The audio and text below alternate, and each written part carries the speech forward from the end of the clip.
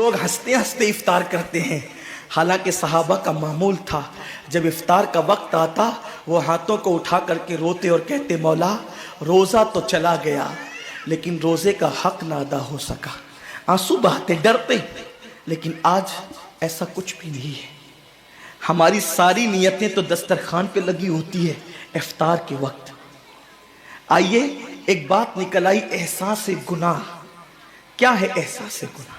آقا نے فرمایا نا کہ جب رمضان شریف کا حق ضائع کر دو گے تو اللہ تم سے عزت کو چھین لے گا، تم ذلیل و رسوا ہو جاؤ گے۔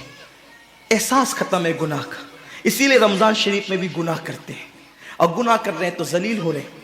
احساس کسے کہتے ہیں؟ احساس یہ ہے کہ میں نے کیا کیا، چھوٹے سے گناہ کو بڑا سمجھنا میں نے کیا کیا۔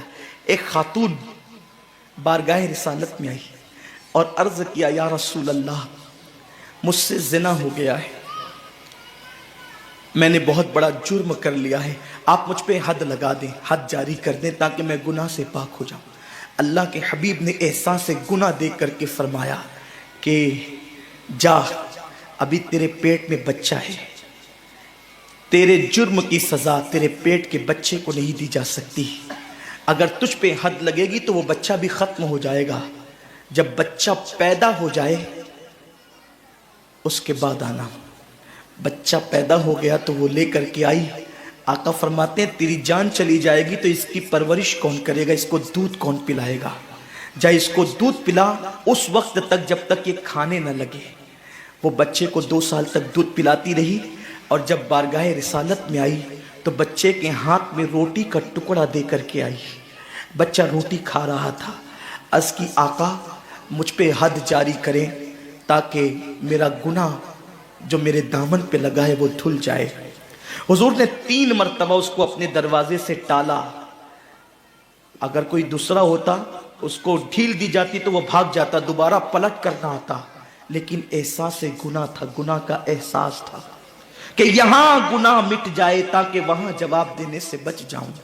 اس خاتون نے 3 مرتبہ حاضری دی، حضور اب میرا بچہ روٹی کھانے لگا ہے، مجھ پہ حد لگا دے تاکہ میں پاک ہو جاؤں۔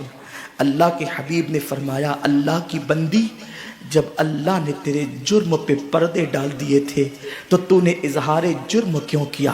اب چونکہ تو جرم کا اظہار کر چکی ہے، اقبال گناہ کر چکی ہے، اب تجھ پہ حد لگائی جائے گی۔ اور اس کو سنگسار کر دیا گیا۔ جب وہ مر چکی اور اس کو دفن کر دیا گیا تو کسی نے کہا کتنی بدبخت تھی وہ عورت جس نے رسول پاک کے دور میں منہ کالا کیا۔ میرے نبی نے فرمایا تو اس کا گناہ دیکھتا ہے، تو اس کا احساس گناہ نہیں دیکھتا۔ اس نے ایسی توبہ کی ہے، اگر اس کی توبہ 70 جہنمیوں پہ تقسیم کی جاتی تو اللہ ان کو بھی جنت عطا فرما دیتا۔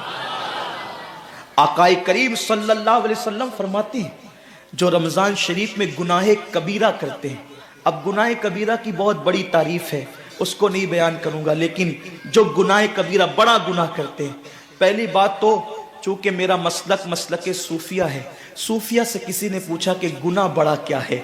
امام غزالی فرماتے ہیں نہ کوئی گناہ چھوٹا ہے نہ کوئی گناہ بڑا ہے، بات تو یہ ہے جس گناہ پر خدا تیری پکڑ کر لے وہی گناہ سب سے بڑا ہے، اور جس نیکی پر خدا تجھے بخش دے وہی نیکی سب سے بڑی ہے۔ کسی گناہ کو چھوٹا سمجھ کے مت کرو، پتہ نہیں وہ کس گناہ پہ ناراض ہو جائے۔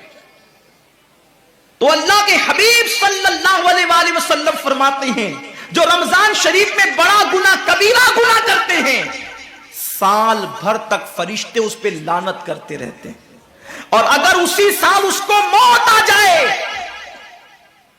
اسی سال جس نے ماہ رمضان میں گناہ کبیرہ کیا تھا، اس نے بڑا گناہ کیا تھا، اب بڑے بڑے گناہوں کو گنایا گیا۔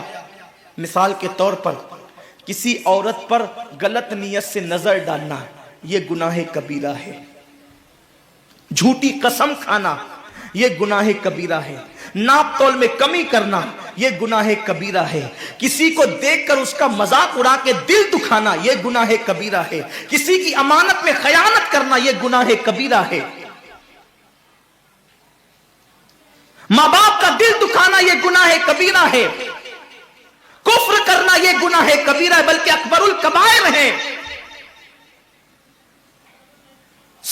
की फहरिस्त इमाम सुयूती ने गिनाई है और फिर 70 की फहरिस्त गिनाने के बाद फरमाते हैं 70 पर यानी 1 2 3 4 वाला 70 नहीं, बल्कि अल्लाह के हबीब ने यहां जो 70 फरमाया है ये 70 गिनती वाला 70 नहीं है, बल्कि कसरत बताने के लिए 70 है। जैसे कि हम कहते हैं ना, मैंने तुझे 50 बार समझाया तू नहीं माना, मैं 100 बार तेरे घर आया तू नहीं मिला, तो इसका मतलब ये नहीं कि 99 के बाद एक जो मिला करके आता है वो 100 नहीं, गिनती का 100 नहीं। यहां 100 बताना कसरत बताने के लिए है, यहां 50 कहना कसरत बताने के लिए है। तो अल्लाह के हबीब फरमाते हैं 70 बड़े गुनाह है, यानी इतनी तवील तादाद में इतनी कसरत से है बड़े गुनाह कि तुम उनको शुमार नहीं कर सकते। बस इतना कि जिस गुनाह पे खुदा नाराज हो जाए वो बड़ा गुनाह। तो जिसने रमजान शरीफ में कस्तन बड़ा गुनाह किया, कस्तन, नमाज को छोड़ना भी गुनाह है कबीरा है, नमाज को तर्क करना भी गुनाह है कबीरा है। मेरे आका सल्लल्लाहु अलैहि वसल्लम के दीवानों, खेल कूद में वक्त को जाय करना, वक्त का जिया, ये भी गुनाह है कबीरा है। आका फरमाते हैं जिसने रमजान शरीफ में गुनाह कबीरा किया, उस रमजान से लेकर आने वाले रमजान शरीफ तक फरिश्ते उस पर लानत करते। अस्सलामु अलैकुम नाजरीन, इसी तरह के इस्लामिक वीडियो देखने और सुनने के लिए हमारे चैनल को सब्सक्राइब करें। जज़ाकल्लाह खैरन जज़ा। अस्सलामु अलैकुम व रहमतुल्लाहि व बरकातुहू।